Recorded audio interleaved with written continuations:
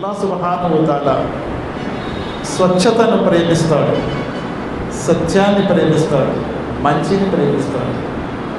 కాబట్టి అటువంటి స్థితిలో ప్రవక్తని కూడా అల్లాహ్ సుబ్హానహు వ తఆలా గద్దించడంలో వెనకాడు.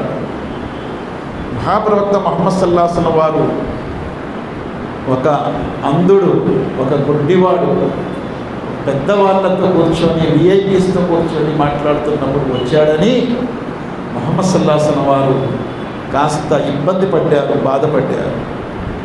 ఈ పెద్దవాళ్ళతో మాట్లాడినప్పుడు ఈయనేంటి రోజు కలుస్తుంటాడు కదా, ఇప్పుడే రావాలా ఈయన అని అనుకున్నందుకు అల్లాహ్ ముహమ్మద్ సల్లల్లాహు అలైహి వసల్లంని గద్దించాడు. ఓ ముహమ్మద్ సల్లల్లాహు అలైహి వసల్లం, నువ్వు అనుకుంటున్నావు వీళ్ళందరూ కూడా ఇస్లాంలో వచ్చేస్తారని. అవసరం లేదు. ఎవరైతే నా మాటలపై పడి నీ దగ్గరికి వస్తున్నాడో వాడిని నువ్వు ప్రేమించు. ఎవరైతే నా మాటల వైపు ధ్యాసే చూపించడం లేదు వాడి వెనకెందుకు పడతాం అని అల్లాహ్ సుబ్హానహు వ తఆలా